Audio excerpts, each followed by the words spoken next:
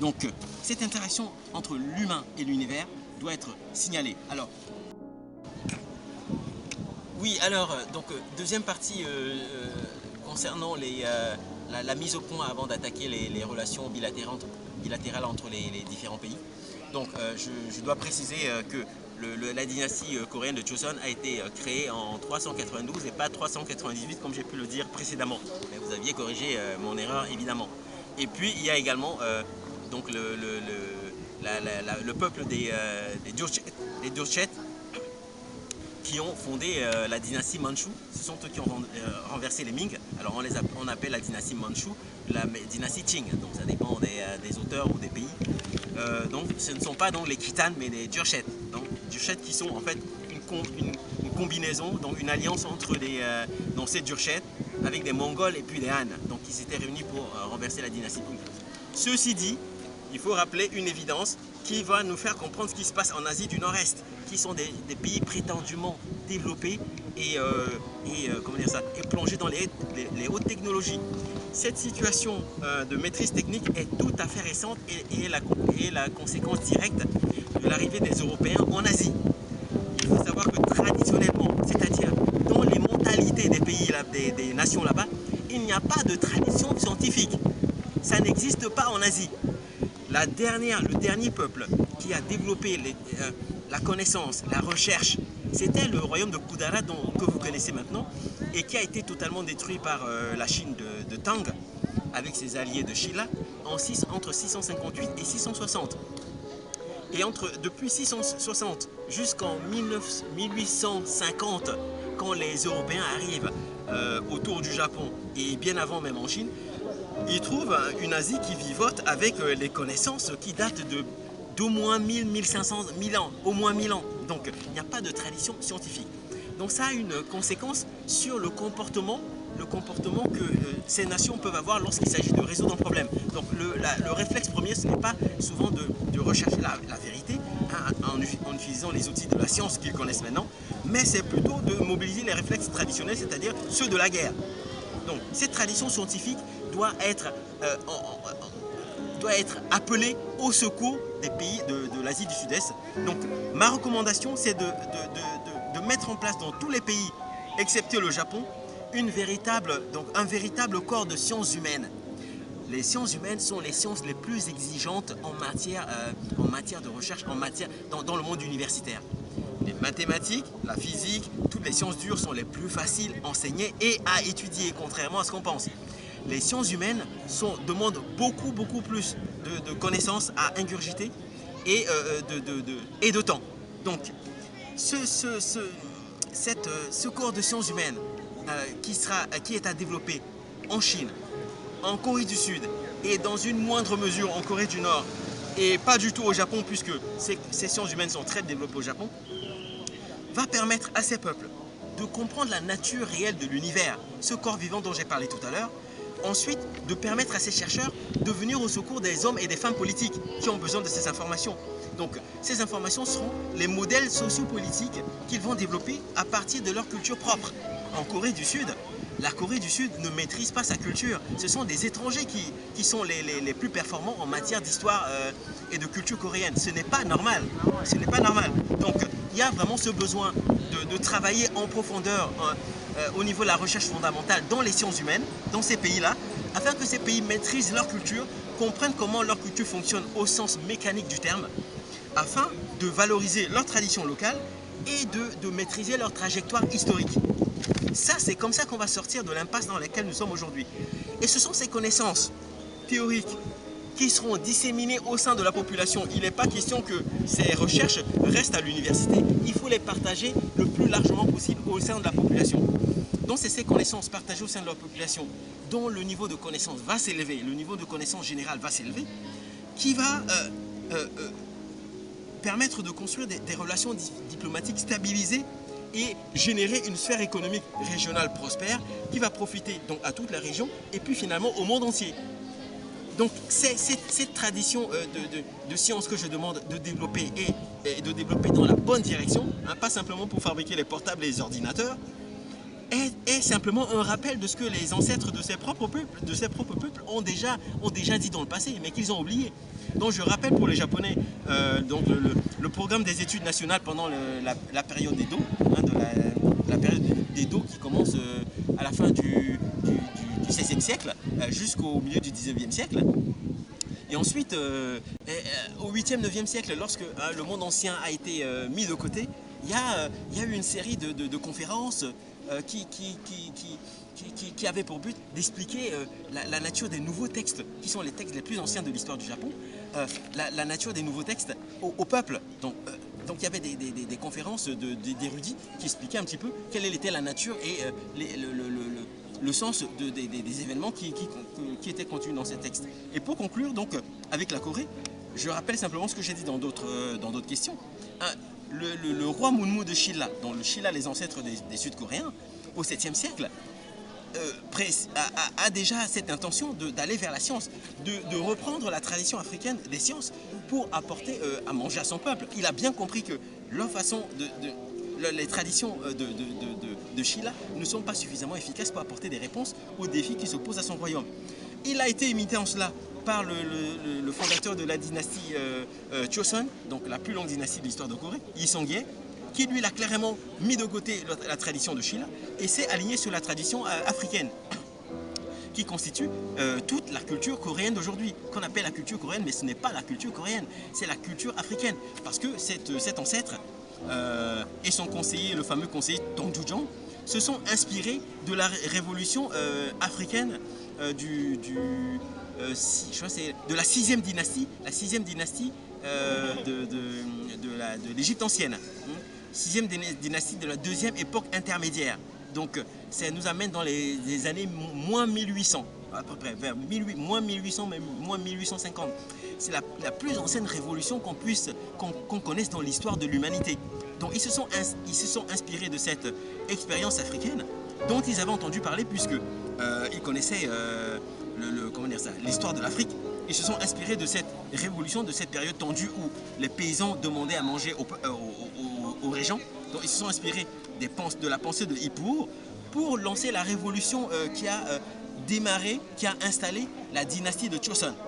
Et le roi Sejong, quelques années plus tard, donc le petit-fils de ce Yi Song-ye, a poursuivi donc, la politique de son grand-père, donc en développant, en appliquant ces connaissances reçues par son grand-père de la part des Chinois. Donc il va lancer des applications dans tous les domaines pour pouvoir créer cet âge d'or qui est connu dans l'histoire de la Corée, donc entre 1518 et 1550, c'est-à-dire pendant le règne du roi Sejong. Donc la science et la science. Il n'y a que ça qui va permettre à cette région de sortir de l'impasse dans laquelle elle est. Donc il faut laisser de côté les mythologies, les faits de complaisance et la propagande, parce que c'est ça le nœud du problème. Alors présentez-nous à grands traits les protagonistes et leurs relations bilatérales, à la lumière du principe de Pekché. Qu'en est-il du Japon et de la Chine? Qu'en est-il du Japon et de la Chine? Alors, le Japon et la Chine et le Japon, ces deux pays sont la seule explication. C'est la ligne de tension, la ligne de très haute tension qui justifie tous les conflits qu'il y a dans cette région d'Asie du Nord-Est. Cette relation est l'explication de tout. Et tant qu'on ne se sera pas penché sur ce qui divise, ce qui sépare, ce qui oppose les Chinois aux Japonais, les Japonais aux Chinois, on ne sortira pas des crises de cette région d'Asie du Nord-Est. Alors, la Chine, je l'avais précisé dans l'article, est née officiellement en 681, pardon. Il n'y a pas de Chine avant 681 et la dynastie des Sui. Donc c'est en 681 que le vecteur ethnique directeur que moi je suis, c'est-à-dire l'ethnie Han, peut contrôler tout un territoire et surtout le gouverner sur les principes culturels de la dynastie Han.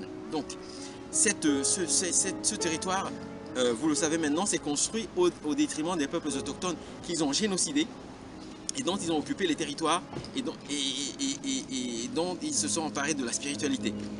Alors, ensuite, cette nouvelle Chine va organiser la destruction du royaume de Kudara, du Kudara continental, en 660, après avoir comploté pour l'assassinat des ancêtres fondateurs de ce qu'on appelle aujourd'hui le Japon en 645. Ce sont ces deux événements, c'est-à-dire la disparition du concurrent le plus redoutable pour les Chinois, qui va permettre aux Chinois de réécrire l'histoire et de s'établir comme la puissance culturelle de l'histoire de l'Asie et de réécrire l'histoire de l'Asie telle qu'on la connaît aujourd'hui. Alors, pour le Japon, il n'y a pas de création du Japon en tant que tel, puisque, vous le savez aussi des précédentes questions, le Japon est simplement la partie maritime, la partie insulaire de ce royaume de Kudara qui est détruit par les Chinois en 660.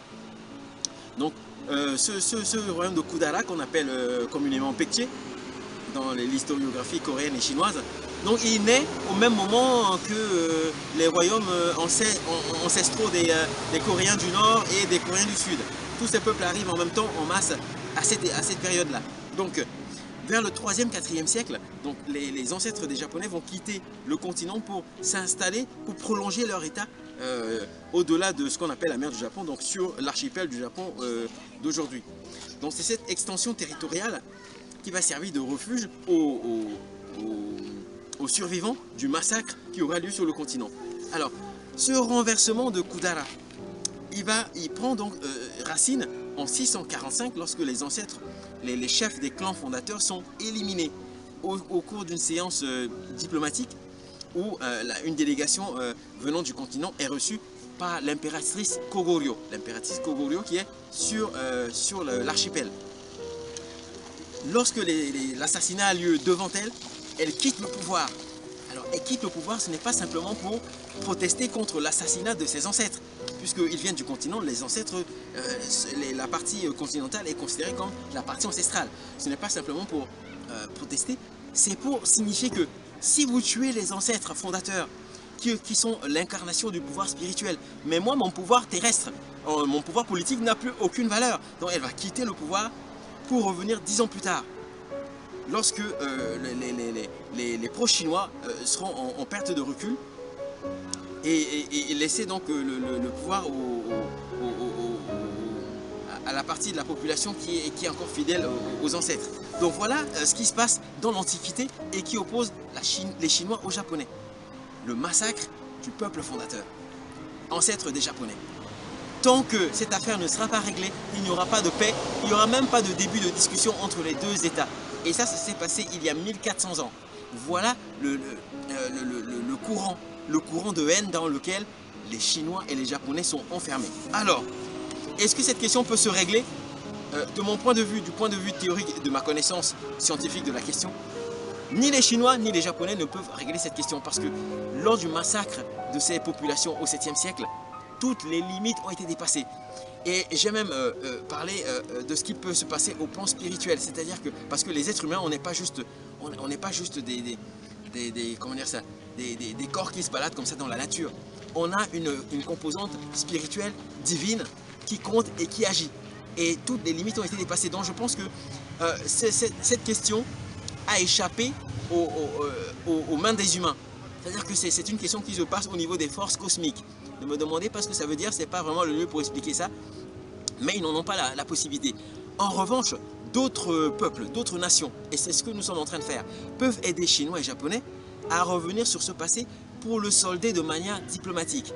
Et c'est là le rôle que va jouer donc la science. Donc, ces États, s'ils ne peuvent pas régler de manière volontaire, par eux-mêmes, ces dissensions venues du passé qui les opposent, ils doivent faire appel à la science. Donc, les Chinois et les Japonais peuvent compter sur l'aide et des théories développées par d'autres peuples pour leur venir en aide. Alors, il faut savoir que dans ce conflit, ce qui est en jeu, même si j'avais dit dans l'article qu'il y avait un risque de disparition des deux États, parce que c'est un combat à mort. Il ne s'agit pas simplement de conquête ou de suprématie. Il y a une haine viscérale entre les deux peuples. Donc, ce qui est en jeu, ce n'est pas la destruction au sens matériel. Ce qui est en jeu, c'est la disparition des institutions qui ont imaginé, implémenté, organisé ou qui sont nées de ces génocides et de cette destruction. Les institutions en Asie doivent changer. Donc c'est ça qui est en jeu. Ce changement peut avoir lieu soit par le fait de la guerre. Donc quand il y a des destructions, forcément les pays changent de trajectoire historique. Ou alors la deuxième possibilité, c'est de revenir sur le problème. Parce qu'on l'a identifié et que ces pays, à travers leurs dirigeants ou même à travers la population, que les gens parlent du problème qui fâche et ensuite tirent des conclusions pour repartir sur de nouvelles bases. Donc ces nouvelles bases vont forcément impliquer le changement des institutions, c'est-à-dire de la façon de penser, de penser la vie de la communauté nationale pour chacun des États et dans leurs relations entre États. Alors, pour réussir ce changement de trajectoire, pour réussir ce règlement pacifique, ces deux États doivent faire appel à la science.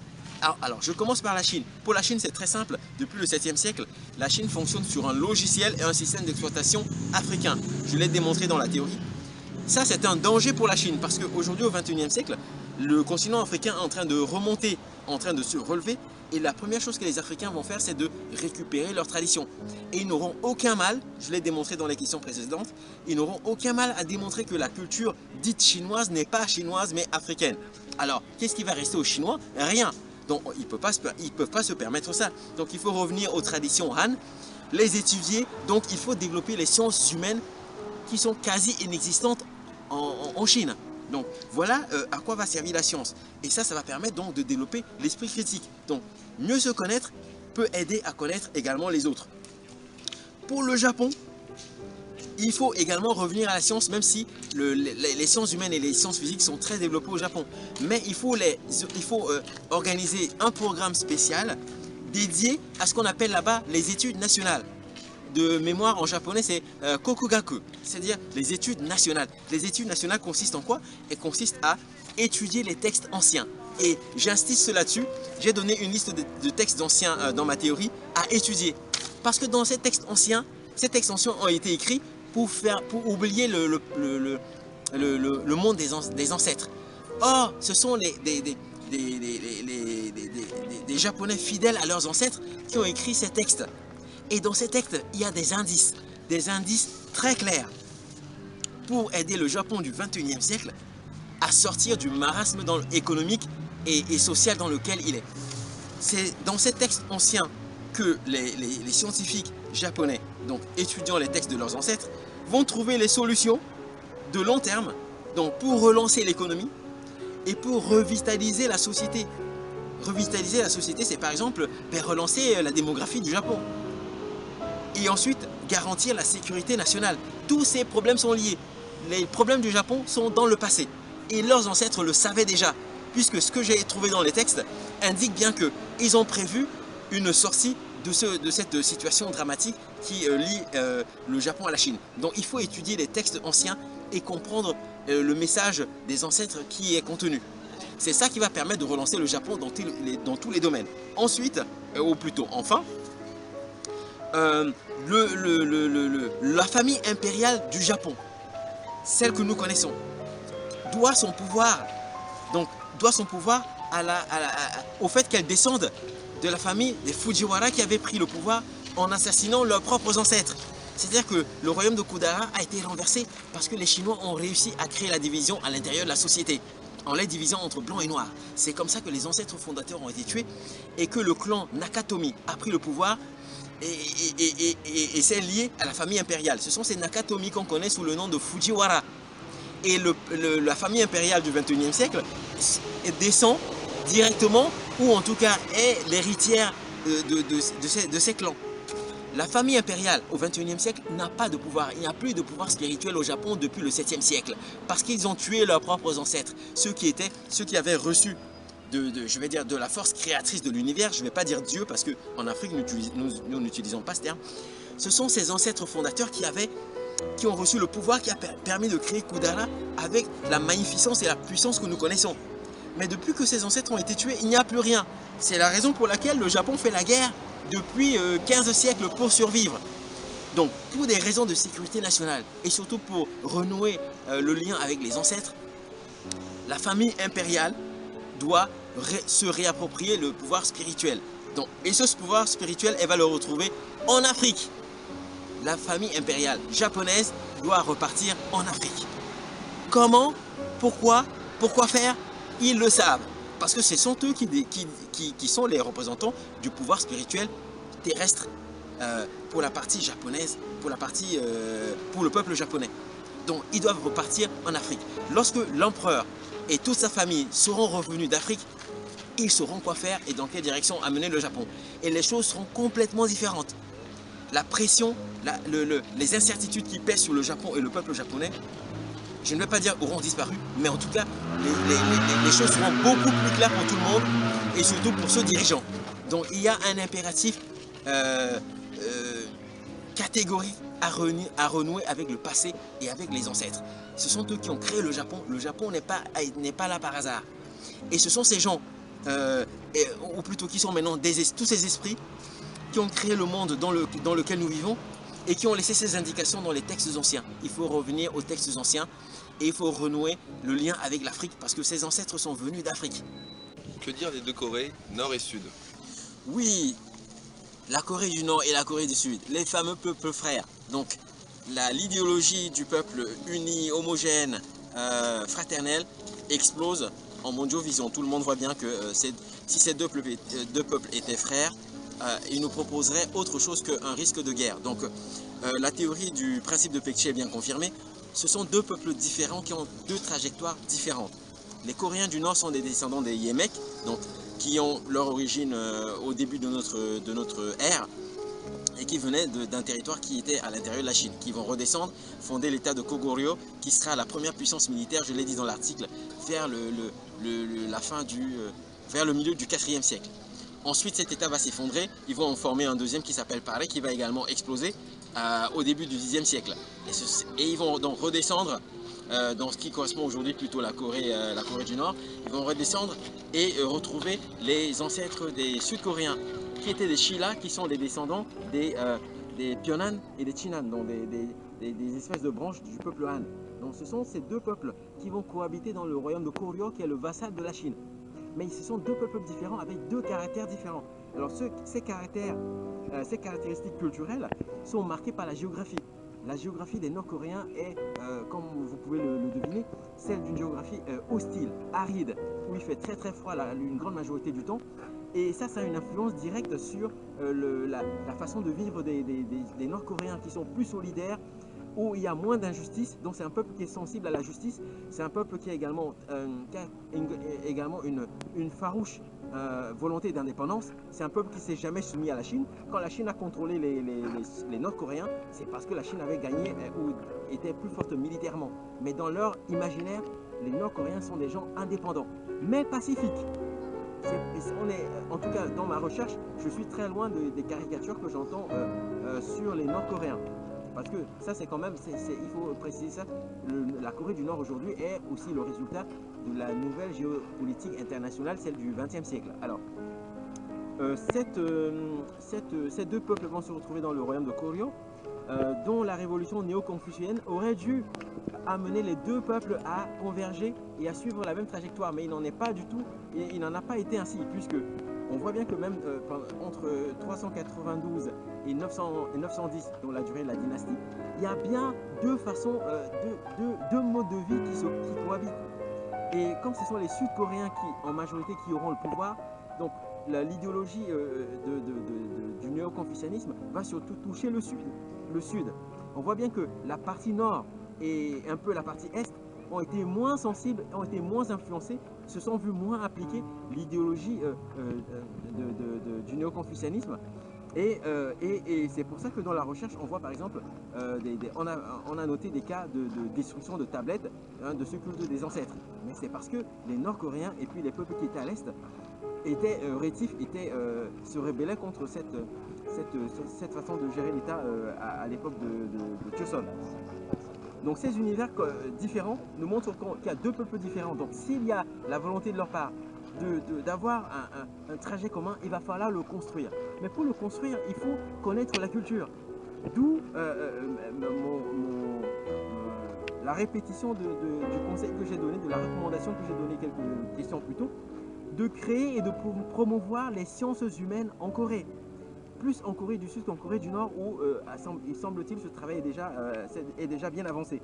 les sciences humaines sont fondamentales. La science est fondamentale pour ces deux peuples, pour comprendre d'abord leur culture chacune séparée, et ensuite, lorsque ces connaissances seront partagées avec le peuple de manière comment dire ça, générale, massive, on espère que c'est comme ça que des théoriciens et des théoriciennes capables de penser un projet commun, un projet culturel et national commun vont surgir et imaginer un avenir commun. Si cela n'est pas fait, ben, les deux Corées vont rester séparés et vont peut-être changer de nom parce que le mot Corée est trompeur concernant ces deux peuples. Donc, dernière chose, cette connaissance et cette science vont permettre de stimuler l'esprit critique et de faire reculer la propagande parce que c'est l'un des problèmes dans ces deux États. Il y a un excès de propagande et la propagande n'aide pas les peuples et les individus à voir clair dans la réalité des choses.